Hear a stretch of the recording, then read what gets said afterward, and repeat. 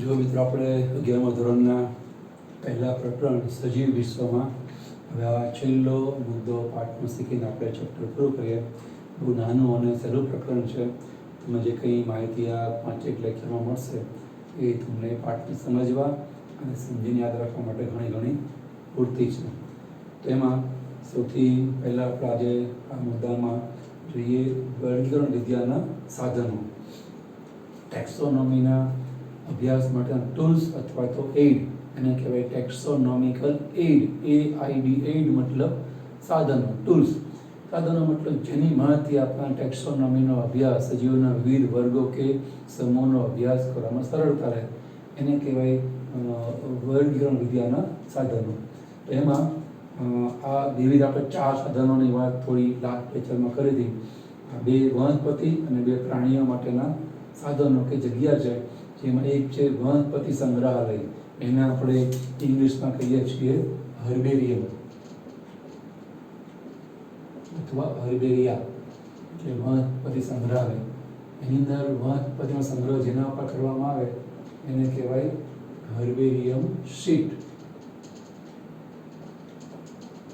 એટલે કે વનસ્પતિ હર્બેરિયમ પત્રક ટૂંકમાં એને કહેવાય. તો એમાં શું કરવામાં આવે કે બધી વનસ્પતિને આપણે જીવંત અવસ્થામાં સંગ્રહી શકીએ નહીં. જેમ કે લીલ છે એ સંગ્રહવા માટે આપણે પાણીની વ્યવસ્થા કરવી પડે. એના બદલે આપણે એ બધી દરિયાઈ વનસ્પતિઓ છે, દરિયા તળિયાની કિનારાની વનસ્પતિઓ કે જળજ વનસ્પતિઓ છે, એને સંગ્રહવા માટે આપણી પાસે કોઈ વ્યવસ્થા કાયમી ધોરણે ઊભી થઈ શકે એવી ના હોય, તો આપણે એને મૃત અવસ્થામાં સાચવી રાખીએ છીએ. તો વનસ્પતિને મૃત અવસ્થામાં સંગ્રહ કરી સાચવી રાખીએ એ વનસ્પતિના મૃત અવસ્થાના સંગ્રહને કહેવાય વનસ્પતિ સંગ્રહાલય. એની અંદર તમારે જે પણ વનસ્પતિઓને સંગ્રહાલયમાં સંગ્રહવી હોય એના માટેના આ ચોક્કસ સ્ટેપ છે. સૌથી પહેલાં જે વનસ્પતિઓ તમારે જોઈતી હોય એ વનસ્પતિઓ જંગલમાં, રણમાં, ઘાસના મેદાનમાં, એ વિવિધ સ્થાનોએ કે કોઈ જળાશયોમાં જઈ અને એને એકત્ર કરવી પડે. એને કહેવાય કલેક્શન અથવા તો એકત્રીકરણ. તમે જ્યારે વનસ્પતિના નમૂનાને એકત્રિત કરો છો ત્યારે તમારે વનસ્પતિનો એવો ભાગ કાપવાનો કે જેની અંદર એક પુષ્પ આવે, શક્ય હોય તો નાનો એવો ફળનો ભાગ કે પુષ્પની કલિકા, પર્ણો કેટલાક અને ડાળી, એટલે એની અંદર રચનાકીય બધી વિવિધતા આપણને જોવા મળે. એવી રીતની વનસ્પતિ ડાળી કાપીએ, એવી બધી વનસ્પતિ ભેગી કરી એને કહેવાય એકત્રીકરણ. અને પછી આપણે આપણા પ્રયોગશાળામાં લઈ આવીએ, એકત્રીકરણની જગ્યાએ લઈ આવીએ, પછી એને લાકડાના પાટિયા ઉપર 2 કે વધારે પડતા પૂંઠા કે છાપાની વચ્ચે દબાવીને મૂકીએ. એવી રીતના એના કારણે બધા પર્ણો એના ફેલાયેલા રહે, પુષ્પ પણ યોગ્ય રીતે ફેલાયેલું રહે. અને પછી એમને છાપા વચ્ચે, લાકડાના પાટિયા વચ્ચે દબાવવામાં આવે. લાકડાનું પાટિયું ઉપર, પાટિયું વચમાં છાપું, એની વચમાં નમૂનો, પછી એને દબાવી દેવામાં આવે. દબાવવાને કારણે શું થાય? શુષ્કન થાય. જે છાપા હોય એ પ્રકારના કાગળ છે એનો ભેદ બધો શોષી લે અને દબાવવાને કારણે એ જ અવસ્થામાં કાયમી ધોરણે એ કડક થઈ જાય અને એ અવસ્થામાં આપણે સાચવી રાખી શકીએ એને. તો આવી રીતે દબાવવામાં આવે છાપા કે પૂંઠા વચ્ચે, અને પછી લાંબો સમય રાખવામાં આવે, કેટલાક દિવસો સુધી. જેવી જાડી વનસ્પતિ પાતળી હોય તો ઓછો સમય રાખવો પડે, એની જાડાઈ પાણી વધારે હોય થોડો વધારે સમય રાખવો પડે. બધું પાણી નીકળી સુકાઈ જાય, એને કહેવાય શુષ્કન. કારણ કે જો પાણીનો ભાગ બાકી રહે તો વળી આપણે જ્યાં સંગ્રહાલયમાં મૂકીએ તો એ પાણીના કારણે એમાં ઉધઈ કે એવી રીતે કોઈને કોઈ જીવાણુ કીટાણુ લાગે તો એ સડી જાય. એટલે પાણીનો ભાગ બિલકુલ રહેવો જોઈએ નહીં, એને કહેવાય શુષ્કન. અને પછી શુષ્ક થયા પછી પણ એની અંદર આફ્ટરઓલ વનસ્પતિનો ભાગ છે એમાં સેલ્યુલોઝ હોય, તો એના કારણે પણ એની અંદર કોઈ સડો થાય નહીં, એટલે એની ઉપર સિલ્વર નાઇટ્રેટનો છંટકાવ કરવામાં આવે. સિલ્વર નાઇટ્રેટ એ ઝેરી પદાર્થ છે, EgNO3, અને એને લઈ અને ઝડપથી એની ઉપર કોઈ વાતાવરણનો ફૂગ કે વાયરસ કે બેક્ટેરિયા કે કોઈ એના ઉપર ચેપ લાગુ પાડી શકે અને સડી જાય નહીં. એટલે આપણે એના ઉપર જે રાસાયણિક પ્રક્રિયા કરીએ એને કહેવાય વિષાક્તન. વિષ મતલબ ઝેર, એને આપણે ઝેરથી આવૃત કરીએ એને કહેવાય વિષાક્તન. એના પછી હવે આપણે એને એક ચોક્કસ સાઇઝનું, આપણે જેમ તમારે ડ્રોઈંગ શીટ આવે A4 સાઇઝનું, એમ ચોક્કસ સાઇઝનું આપણે એક હર્બેરિયમ પત્રક લઈએ છીએ. હર્બેરિયમ પત્રકમાં ખાસ તો તમને જોવા એવું મળે કે આવી રીતની સીટ હોય અને સીટમાં જમણી તરફ અહીંયા એક બોક્સ હોય, એમાં વિવિધ વિગતો લખવા માટે આપણને લાઈન આપેલી હોય. હવે આપણે જે આ નમૂનો સુકાઈ ગયો છે એના ઉપર આપણે પોઈઝનિંગ કરી નાખ્યું છે, એને આના ઉપર પાથરીને આપણે મૂકીએ છીએ. એવી રીતે કે પૂરેપૂરો એ નમૂનો છે એ ફેલાયેલો રહે.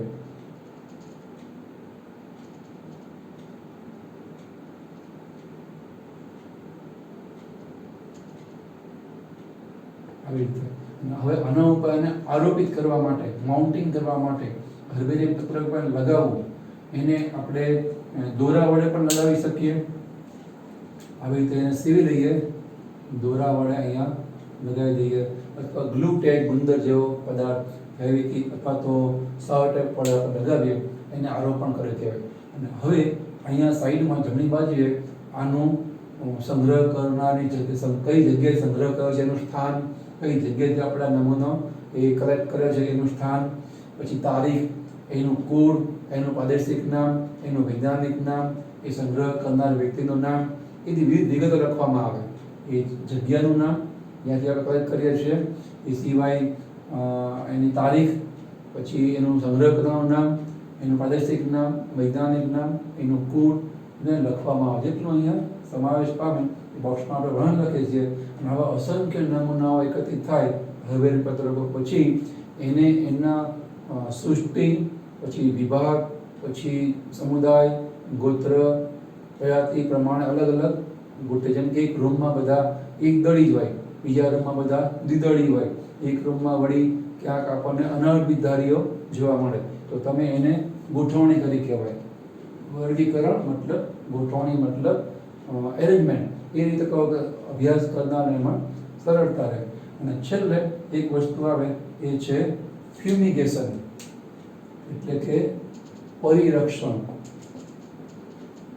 મારે અમુક અમુક સમયે એમાં ડામરની ગોળી છે, અથવા તો કપૂર છે, અથવા ફ્યુમિગેશન છે, એટલે કે ધુમાડો છે એ બધા ઉપર પસાર કરવાનો. એ ધુમાડામાં એક પ્રકારનું કેમિકલ, જેના કારણે આની અંદર કોઈ સૂક્ષ્મ જીવોનો સડો છે એ થાય નહીં. સમયે સમયે તમારે એમાં આવી રીતે લવિંગ, કપૂર કે ડામરની ગોળી મૂકવાની અને બદલાવાની, તો એ જે ખલાસ થઈ એ તમારે બીજી મૂકવાની.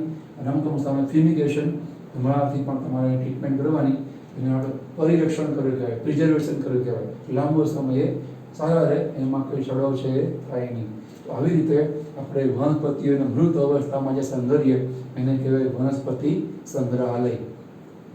ટેક્સોનોમીનો અભ્યાસ કરનાર માટે આવા જે સ્થાનો છે, વનસ્પતિ સંગ્રહાલય જેવા સ્થાનો, એ એક પ્રકારના સાધન તરીકે કામ કરે. જે સાધન, જે જગ્યા ઉપરથી ઘણું બધું ટેક્સોનોમીનું જ્ઞાન મેળવી શકે, એને જે તે જગ્યાએ જવું પડે નહીં, એનો સમય અને શક્તિનો બચાવ થાય. એ જગ્યાએ આવી વનસ્પતિ હોય તો ત્યાં એક જ જગ્યાએ એને અસંખ્ય પ્રકારની વનસ્પતિઓ અલગ અલગ નિવાસ સ્થાનની એક જ સ્થળે એને અભ્યાસ કરવા મળે. તો એ એક પ્રકારનું સાધન કહેવાય ટેક્સોનોમીના અભ્યાસનું.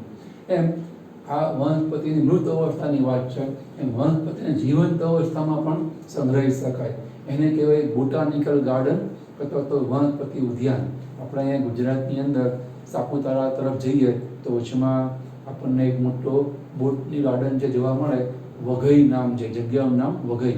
વઘઈ આપણે ગુજરાતનો મોટામાં મોટો બોટની ગાર્ડન છે. અને આપણા ઇન્ડિયાનો મોટામાં મોટો વનસ્પતિ ઉદ્યાન બોટાનિકલ ગાર્ડન એ કલકત્તામાં આવેલો છે, વેસ્ટ બેંગાલમાં.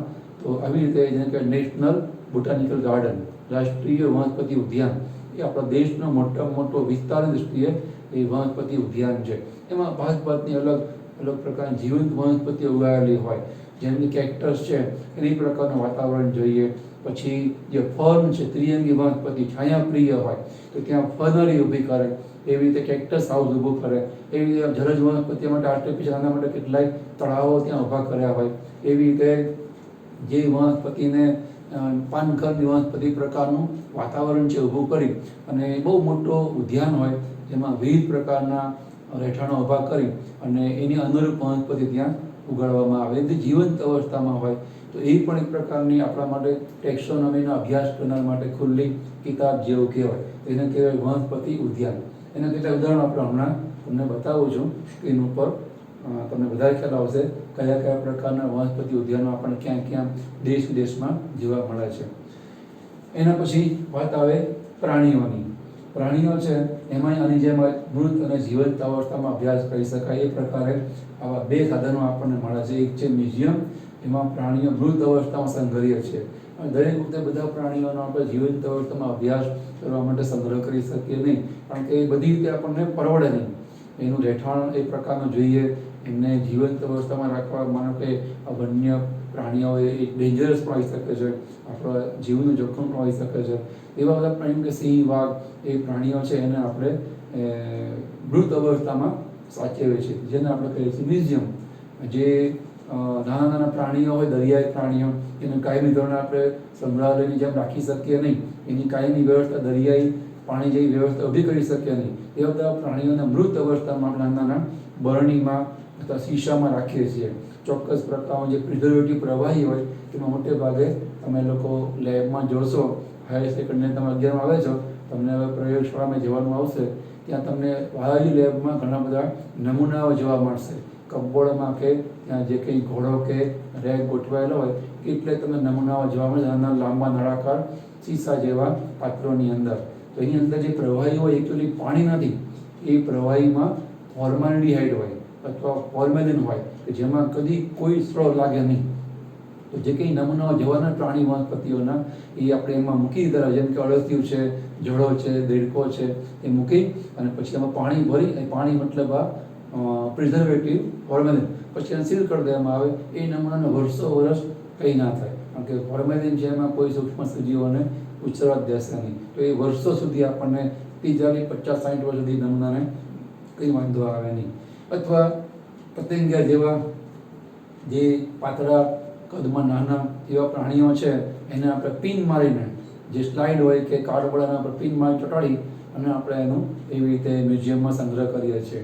અથવા જે મહાકાય પ્રાણીઓ, જેમ કે આપણે કીધું એમ સિંહ, વાઘ વગેરે મોટા કદના પ્રાણીઓ, તો એને આપણે અંદરનો બધા તંત્રો કાઢી, જે કંઈ એના પાચન તંત્રો, બધો માંસનું બધું લોચા કાઢી અને એની જગ્યાએ આપણે એમાં વનસ્પતિનો ભૂકો, કાગળના ડૂચા એવું બધું ભરીએ અને દવા ભરી દઈએ, પછી એને જે સહી પણ સાઇઝમાં હોય એમાં લાવી દઈએ અને એને કાચની પેટીમાં બંધ કરીને મૂકીએ છીએ. આપણને લાગે સિંહ છે, પણ એનું ફક્ત બહારની ચામડી જ હોય, અંદર તો લાકડાનો વેર કે એવું બધું ભરેલું હોય.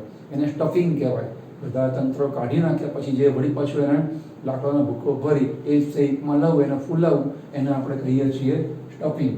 સ્ટફિંગ મતલબ લાકડાનો દવાયુક્ત વહેર કે કાગળના ડૂચા કે વગેરે વનસ્પતિનો જે વેસ્ટ છે ભરી પ્રાણીને વળી પાછું શેપમાં લાવીને ફૂલાવીને મૂકવું, એને કહેવાય સ્ટફિંગ.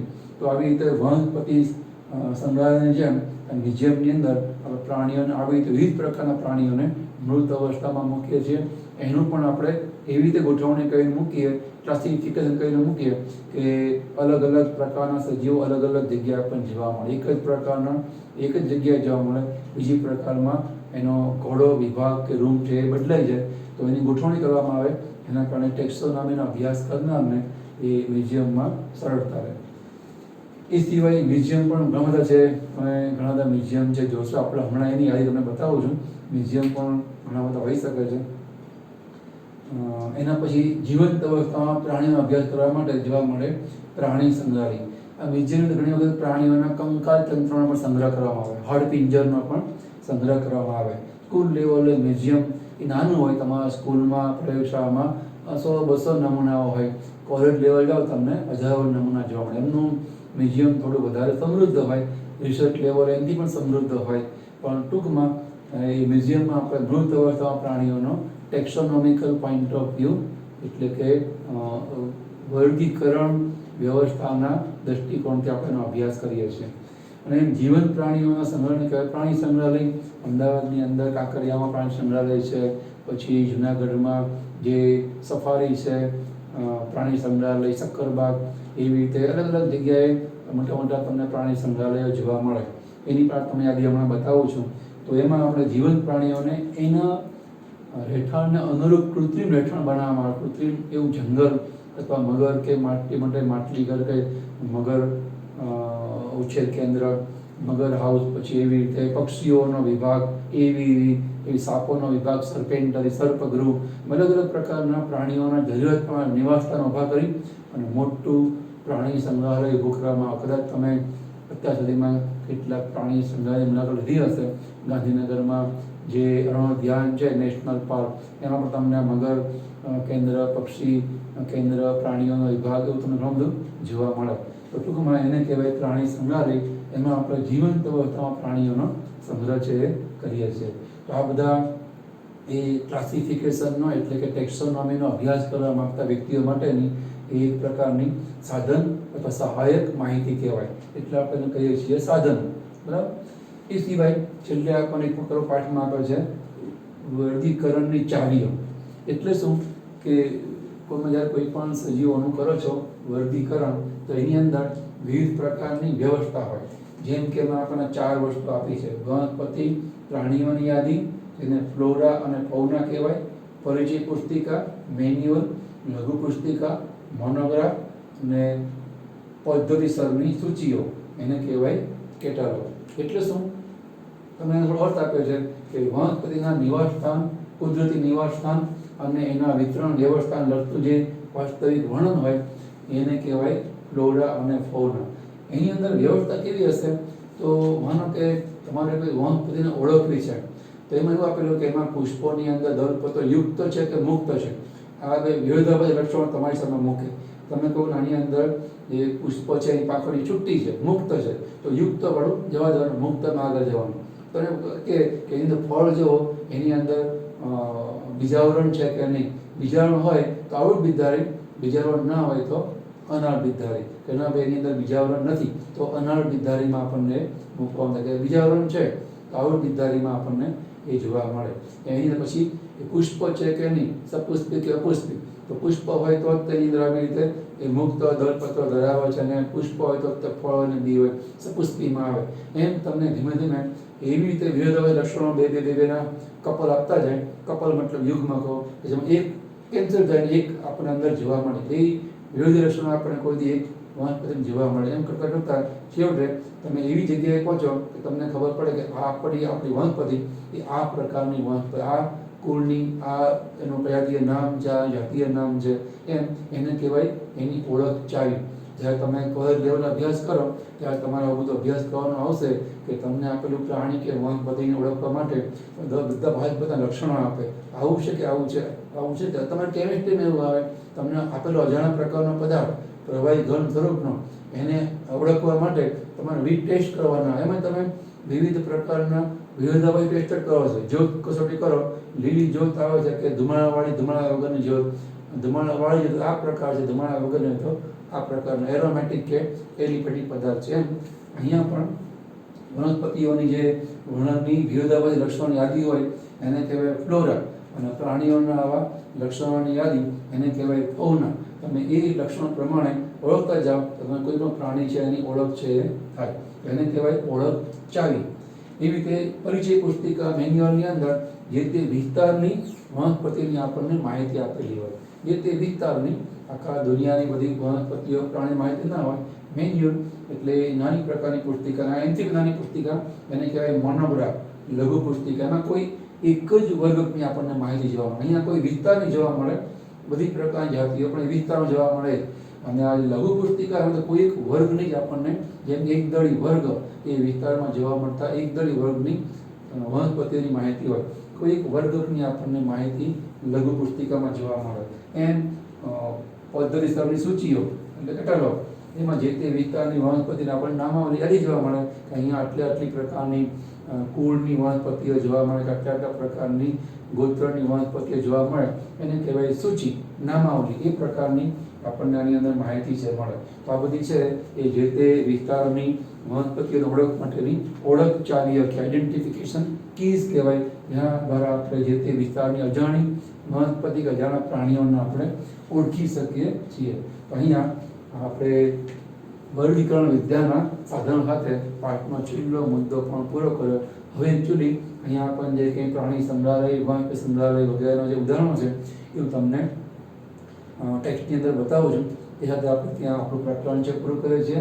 નેક્સ્ટ ટાઈમ જ્યારે આપણે મળીએ ત્યારે આપણે જે આ યુનિટ છે સજીવ વિશ્વમાં વિવિધતા, એનું પહેલું પ્રકરણ સજીવ વિશ્વ પૂરું કર્યું. હવે આપણે બીજું પ્રકરણ જે આવતી વખતે શરૂ કરશું. અત્યારે આપણે ટેક્સ્ટ બુક ઉપર જઈએ છીએ અને એની અંદર આપેલા જે કંઈ બધા યાદીઓ છે વનસ્પતિ ઉદ્યાન વગેરે એના ઉપર એક નજર કરી અને આપણે પ્રકરણ પૂરું કરીએ.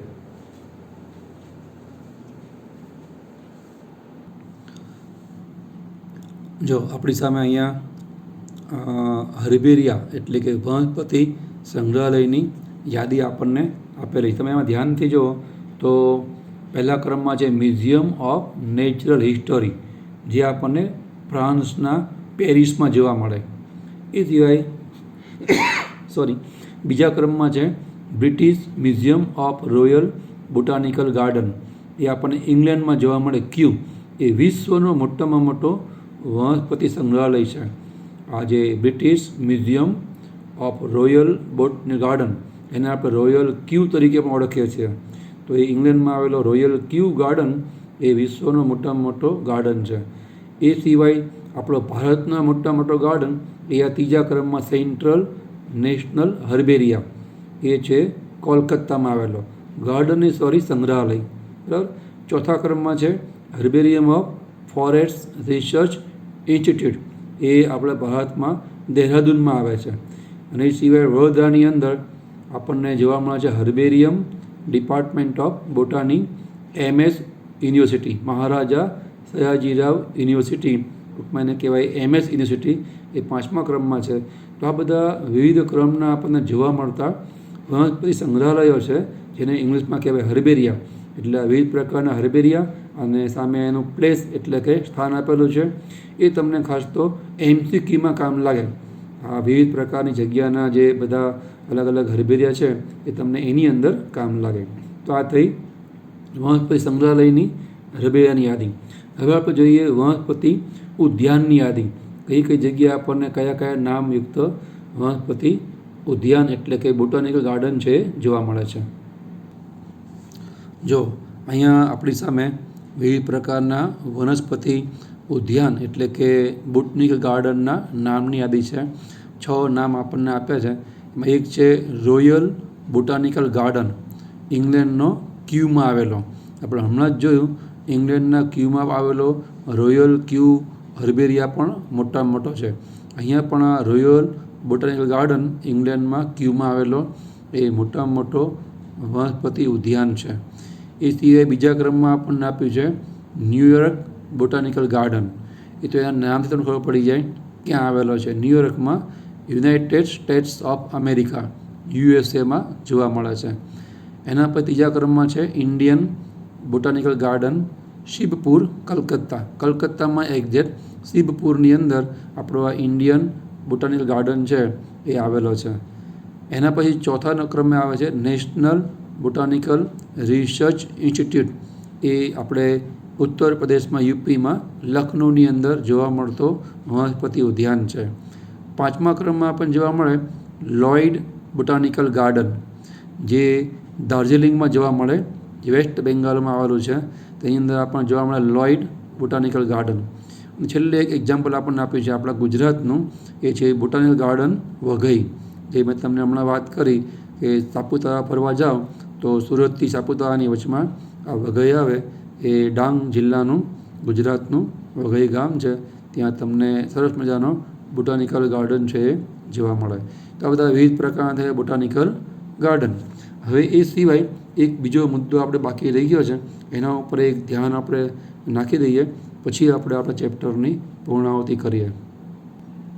જો આપણે વર્ગીકરણના વિવિધ એકમો ભણ્યા, કુળ, પછી સૌથી પહેલાં જાતિ, પ્રજાતિ, પછી કુળ, ગોત્ર, વર્ગ, સમુદાય અને સૃષ્ટિ. તો અહીંયા તમને એના કેટલાક એક્ઝામ્પલ આપેલા છે. મને તમારું ધ્યાન આ કોષ્ટક પ્રત્યે દોરવાનું લાગ્યું એટલે હું તમને આ કોષ્ટક બતાવું છું. કદાચ આપણને આમાંથી કોઈ શોર્ટ ક્વેશ્ચન બોર્ડની એક્ઝામમાં અથવા તો નીટ ગુજકેટમાં કોઈ આપણને MCQ પૂછાય તો તમે આના ઉપર થોડું ધ્યાન રાખો તો ખ્યાલ આવે. તમે જુઓ આપણને એની અંદર 4 પ્રાણીઓ છે, એની માટે વિવિધ એકમોની માહિતી આપી છે. પહેલાં આપણને છે માહિતી આપી મનુષ્યની, એનું આપણે સાયન્ટિફિક નામ એ બોર્ડ ઉપર આપણે આગલા લેક્ચરમાં જોઈ ગયા છીએ, હોમો સેપિયન. એમાં હોમો છે એ પ્રજાતીય નામ છે. તમે જો ત્રીજી કોલમમાં પ્રજાતિમાં હોમો આપેલું છે, એ પ્રજાતીય નામ છે. નેચરલી સેપિયન્સ નામ થઈ જાય જાતિ. એમાં તમે જો જે નિયમો છે નામકરણના, એ પણ એમને એ નિયમો સાથે જ નામ લખ્યું છે. હોમોનો પ્રજાતીય નામનો પહેલો અક્ષર એચ કેપિટલ છે, અને સેપિયન્સમાં જાતીય નામનો પહેલો અક્ષર એસ એ સ્મોલ છે. બરાબર. પછી આપણું કુળ છે હોમો સેપિયન્સ, હોમો ઇરેક્સ, એનું કુળ છે એને કહેવાય હોમિનિડી. આપણે બોર્ડ ઉપર જ્યારે ભણ્યા ત્યારે અગાઉ લેક્ચરમાં સમજાવ્યું છે, ડી અને સી એ કુળના પ્રત્યય છે. જેની પાછળ ડી કે સી લાગે એ જે તે કુળ કે વનસ્પતિનું કુળ કહેવાય. જેમ કે અહીંયા આપણું મનુષ્યનું હોમો સેપિયન્સનું કુળ છે હોમિનિડી. પછી ગોત્ર છે પ્રાઇમેટા, એ આપણે અગાઉ જોયું હતું, વાનર, ગિબ્બન, ગોરિલા, એ બધા પ્રાઇમેટામાં આવતા સજીવોનો સમૂહ છે. એ સિવાય વર્ગ, તો જે વાનર, ગોરિલા, ગિબ્બન અથવા તો ફેલિડી, કેનિડી કુળને સમાવતો કાર્નિવોરા જે છે એ સસ્તન વર્ગની અંદર સમાવેશ પામતા બધા ગોત્ર છે. કાર્નિવોરા ગોત્ર તો એ બધા આવે સસ્તન વર્ગની અંદર, સ્તન ગ્રંથિવાળા બધા પ્રાણીઓનો સમૂહ. અને છેલ્લે એ સસ્તન છે અથવા તો વિહંગ છે અથવા તો ઉભયજીવી વર્ગ છે, બધા વર્ગો સમાસ પામે એક સમુદાય મેરુદંડીમાં. કારણ કે બધામાં કરોડસ્તંભ અને પોલો કરોડરજ્જુ એ શરીરમાં પીઠમાં એટલે કે પૃષ્ઠ બાજુ આપણને જોવા મળે. તો આ થઈ માહિતી માણસની. એના પછી જે આપણા ઘરમાં જોવા મળતી ઘરમાખી, કોમન હાઉસ ફ્લાય, એનું વૈજ્ઞાનિક નામ છે મુસ્કા ડોમેસ્ટિકા. પ્રજાતીય નામ મુસ્કા, જાતીય નામ ડોમેસ્ટિકા. તો બાજુમાંથી જે કોલમમાં લખ્યું જ છે પ્રજાતીય નામ ઘરમાખીનું એ મસ્કા થાય. અને એનું જે કુળ છે એ થાય મસ્કીડી. જેમ આપણું વૈજ્ઞાનિક નામ હોમો સેપિયન, તો હોમો પ્રજાતિ, કુળ હોમિનિડી. એમ માખીનું વૈજ્ઞાનિક નામ મસ્કા ડોમેસ્ટિકા, તો મસ્કા પ્રજાતિ, અને મસ્કીડી એ એનું કુળ, હોમો ઉપરથી હોમિનિડી, મસ્કા ઉપરથી એનું કુળનું નામ છે મસ્કીડી. એનું ગોત્ર છે ડિપ્ટેરા. અને આ માખી છે એ કીટક વર્ગની આમ તો સંધિપાદની અંદર આવે, સંધિપાદ વર્ગમાં આવે, પણ સંધિપાદ બહુ મોટો પ્રાણી સમુદાય છે એટલે એના કેટલાક પેટા પાછા આપણે વર્ગો પાડીએ છીએ. એમાં કીટક વર્ગની અંદર, ઇન્સેક્ટાની અંદર આ ઘરમાખી છે એનો સમાવેશ થાય. અને એ સમુદાય આવે સંધિપાદ. બરાબર. સંધિપાદ સમુદાયનું આ કીટક વર્ગનું પ્રાણી છે ઘરમાખી. એના પર ત્રીજું એક્ઝામ્પલ આપણને આપે છે. આ બે થાય પ્રાણીના એક્ઝામ્પલ, મનુષ્ય અને ઘરમાખી. હવેના બે એક્ઝામ્પલ છે એ છે આંબો અને ઘઉં. આંબાનું સાયન્ટિફિક નામ છે મેન્જીફેરા ઇન્ડિકા. એમાં મેન્જીફેરા એ પ્રજાતીય નામ અને ઇન્ડિયન એ જાત છે એટલે આપણે લગાવીએ છીએ પાછા જાતીય નામમાં ઇન્ડિકા. એનું કુળ આવે એના કાર્ડિયેસી, અને ગોત્ર આવે સેપિન્ડેલ્સ, અને વર્ગ આવે દ્વિદળી. કારણ કે આપણને ખબર છે જે કેરીમાં ગોટલો નીકળે અને એની અંદર જે ગોટલી નીકળે એમાં બે બીજપત્રો હોય. જેમ વાલમાં, ચણામાં બે બીજપત્રો હોય, એમ આપણને આ કેરીના બી એવા ગોટલીમાં પણ આપણને બે બીજપત્રો જોવા મળે. એટલે આપણે બીજપત્ર અને વિજ્ઞાનની ભાષામાં દળપત્ર કહીએ છીએ. તો એને દ્વિદળીમાં મૂકવામાં આવે અને એના બીજની પડતે આપણને બીજાવરણ જોવા મળે. એના બીજ છે એ બીજાવરણથી આવૃત છે, ઢંકાયેલા છે, એટલે એને આવૃત બીજધારી વિભાગમાં મૂકવામાં આવે. પ્રાણીઓ માટે સમુદાય કહેવાય, વનસ્પતિ માટે વિભાગ કહેવાય. અને છેલ્લે એક એક્ઝામ્પલ, હવે તમને ખબર પડી આ માહિતીનો અભ્યાસ કઈ રીતે કરાય, એનો શું અર્થ થાય તમને હવે ખ્યાલ આવી ગયો હશે. એ છે ટિટિકમ એસ્ટિવમ. ટિટિકમ એ ઘઉંનું પ્રજાતીય નામ, એસ્ટિવમ એ જાતીય નામ. એમાં ટિટિકમ એ એનું પ્રજાતીય નામ અને કુળ એનું થાય પોએસી અને ગોત્ર થાય પોએલ્સ. તમે જો પ્રાણીઓમાં ગોત્રમાં પાછળ એલ્સ લાગે અને વનસ્પતિઓમાં આ લાગે, પ્રાઇમેટા, ડિપ્ટેરા, અને અહીંયા એલ્સ લાગે. સેપિન્ડેલ્સ આંબાનું ગોત્ર, ઘઉંનું ગોત્ર પોએલ્સ, તો એમાં આપણને એલ્સ છે એવું મોટાભાગે જોવા મળે. અને એની પણ અંદર તમે જુઓ તો ઘઉંમાં પણ એક જ દાણો જોવા મળે, મકાઈમાં એક જ દાણો હોય, બાજરીનો એક જ દાણો, મતલબ એક જ બીજપત્ર જોવા મળે. તો એને આપણે કહીએ છીએ એટલા માટે એક દળી વર્ગ. અને એ એક દળી વર્ગની અંદર બીજની ફરતે બીજાણુ તો આપણને જોવા મળે જ, જે ઘઉંની ફરતે ફોતરું હોય એને આપણે વિજ્ઞાનની ભાષામાં તુષ તરીકે ઓળખીએ છીએ. એ તુષ એ ઘઉંની ફરતે જોવા મળતું ફોતરું એ એનું બીજાવરણ, તો એટલા માટે એ પણ આવળી બીજધારીમાં આપણને જોવા મળે. તો આ એક નામના કોઠા બાબતે તમારું ધ્યાન દોરવા જેવું લાગ્યું, તમારું ધ્યાન દોર્યું. આ ટેબલને પણ ધ્યાનમાં લેજો. 2 પ્રાણી અને 2 વનસ્પતિઓના સાપેક્ષમાં આપણને વિવિધ એકમો વિશે જે માહિતી આપી છે એ પણ તમને ખ્યાલમાં રહેવી જોઈએ. તમે કોઈ સહાયક સાહિત્ય ભણો, કોઈ પ્રખ્યાત ક્લાસીસ અથવા તો કોઈ પ્રખ્યાત જે પ્રકાશનો છે કુમાર ગાલા, નવનીત જન્નાદાસ વગેરે, તો તમને એની અંદર પણ આ સિવાયના પ્રાણીઓની પણ આ પ્રકારની તમને માહિતી જોવા મળે. એ સિવાય તમારી પાસે ઇન્ટરનેટ પણ અવેલેબલ છે. તમે નેટ થ્રુ યુટ્યુબ કે ગૂગલ્સની અંદર પણ ઘણા બધા સજીવોની આવી માહિતી છે મેળવી શકો. તમારા ફન માટે એક્સ્ટ્રા માહિતી માટે મેળવી શકો. પણ ટૂંકમાં તમને આટલી માહિતી ખબર હોવી જ જોઈએ, કારણ કે ટેક્સ્ટ બુકમાં છે. તમને કદાચ ટેક્સ્ટ બુકમાં છે એટલે પૂછાય તો ખ્યાલમાં રહેવી જોઈએ. તો અહીંયા સાથે આપણે આપણા પહેલું જે એકમ છે 11માનું સજીવ વિશ્વમાં વિવિધતા, એમાં આપણે પહેલું પ્રકરણ એ સજીવ વિશ્વ એ પૂરું કર્યું. હવે આપણે આના પછી આવતું જે બીજું પ્રકરણ છે એ નેક્સ્ટ ચેપ્ટર શરૂ કરશું. નેક્સ્ટ લેક્ચરથી આપણે નેક્સ્ટ ચેપ્ટર શરૂ કરશું. અહીંયા આપણે પૂરું કરે છે. તમને બધાને આ ચેપ્ટર સહેલું જ છે, આપણે જે એવું છે એકવાર તમે જે કંઈ આપણે લેક્ચરમાં સમજ્યા છીએ એની સરસ તમારી પાસે નોટ બનાવો, નોંધ બનાવો.